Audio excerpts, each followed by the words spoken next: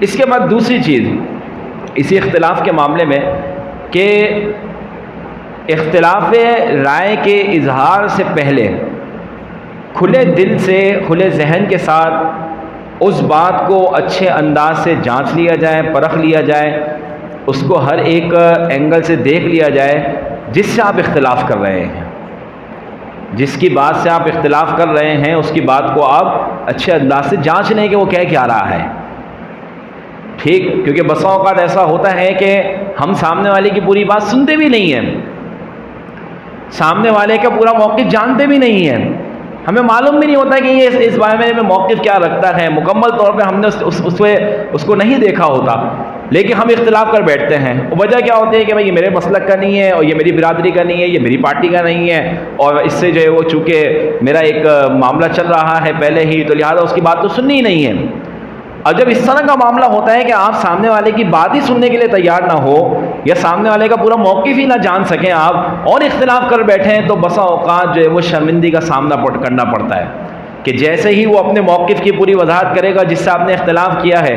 اور وہ وضاحت آپ کے سامنے آئے گی، تو آپ شرمندہ ہو جائیں گے کہ یار یہ تو بالکل صحیح بات کہہ رہا ہے۔ ہو سکتا ہے ایسا، یا وہ نہیں کر رہا، کسی اور نے آپ کو بعد میں سمجھا دیا کہ یار آپ نے اختلاف تو کر لیا، لیکن آپ سمجھو تو صحیح اس کی بات وہ کہہ کیا رہا ہے، وہ اسی طریقے سے کہہ رہا ہے، پھر آپ آگے سے کہیں یار مجھے تو پتہ ہی نہیں تھا، جو پتہ نہیں تھا تو اختلاف کیوں کیا؟ اس لیے ضروری یہ ہے کہ آپ کسی سے بھی اختلاف کرنے سے پہلے، اپنی رائے کا اظہار کرنے سے پہلے سامنے والے کے بارے میں جان لیں اچھی طریقے سے کہ وہ اس بارے میں موقف کیا رکھتا ہے۔ ہمارے یہاں ایسی بہت ساری غلطیاں ہوتی ہیں، بہت ساری غلطیاں، کہ سامنے والا کسی کے حوالے سے جو ہے وہ موقف اختیار کر کے بیٹھا ہوتا ہے، اور جبکہ وہ اس کا موقف ہی نہیں ہوتا۔ میں ایک چھوٹی سی ایک مثال آپ کو دیتا ہوں، مثال کے طور پہ علم غیب کا معاملہ ہے۔ تو اہل سنت و جماعت کے نزدیک معاملہ یہ ہے کہ اللہ تبارک و تعالیٰ نے اپنے نبی کو علم دیا ہے، علم غیب دیا ہے، غیب کا علم عطا فرمایا ہے اللہ نے اپنے نبی کو، ٹھیک؟ اب ایک بندہ جو ہے کھڑا ہو کے اختلاف کرتا ہے کہ بھئی آپ جو بات کر رہے ہیں نا یہ بالکل درست نہیں ہے، اور ایسا ہوتا ہے، یہ ایک اصل میں مثال آپ کو دے رہا ہوں میں، کہ ایک بندہ کھڑا ہوا، اس نے کہہ دیا کہ بھئی آپ نے جو علم غیب کا جو مانتے ہیں آپ تو غلط کر رہے ہیں، آپ تو شرک کر رہے ہیں، آپ نے تو یہ کر دیا، آپ نے تو وہ کر دیا، میں آپ سے اختلاف کرتا ہوں۔ اور سامنے والے کو جب پوچھا جائے کہ بھائی آپ اختلاف کر رہے ہیں، آپ کہہ رہے ہیں کہ ہم غلط کر رہے ہیں، تو آپ نے ہمارا موقف جانا بھی ہے یا نہیں؟ ہاں، آپ کہتے ہو کہ علم غیب نبی کو حاصل ہے، اور اللہ کے عطا کے بغیر جو ہے وہ حاصل ہے، اللہ عطا کرے نہ کرے نبی کو معلوم ہو جاتا ہے۔ تو اب بسا اوقات لوگوں کے ذہن میں یہی ہوتا ہے کہ اہل سنت و جماعت موقف یہ رکھتے ہیں کہ اللہ کے عطا کے بغیر ہی جو ہے وہ علم حاصل ہو جاتا ہے، جبکہ ہمارا موقف تو یہ نہیں ہے۔ اب جب ہم واضح کرتے ہیں کہ بھائی ہمارا موقف یہ نہیں ہے، ہمارا موقف یہ ہے کہ جو کچھ نبی کو دیا گیا ہے وہ اللہ نے دیا ہے، جو کچھ نبی کو حاصل ہوا ہے، جو کچھ نبی کو ملا ہے وہ اللہ کی عطا سے ہے۔ اب وہ جتنا بھی علم ہو وہ اللہ نے دیا ہے، جتنی بھی قدرت ہو وہ اللہ نے دی ہے، جو اختیار ہو وہ اللہ نے دیا ہے۔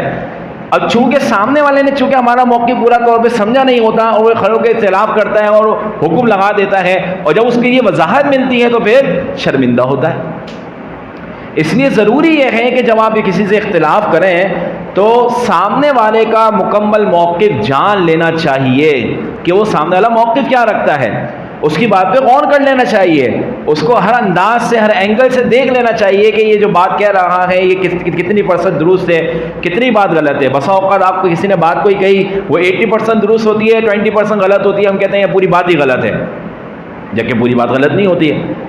تو لہٰذا جو بھی اختلاف کر رہا ہے اس کو یہ جانچ لینا چاہیے کہ یہ جو اختلاف ہے اس کا وہ کس بنا پر ہے، نمبر 1 کیوں کر رہا ہے یہ اختلاف، اور نمبر 2 یہ ہے کہ جو اختلاف وہ کر رہا ہے، جس سے بھی اختلاف کر رہا ہے، اس کے بارے میں مکمل طور پر جان لینا چاہیے۔ اس لیے کسی نے یہ خوب کہا تھا کہ اس سے یہ حق ہے کہ مجھ سے اختلاف کرے، کیا اس سے یہ حق ہے کہ مجھ سے اختلاف کرے، مگر وجود کا میرے بھی اعتراف کرے۔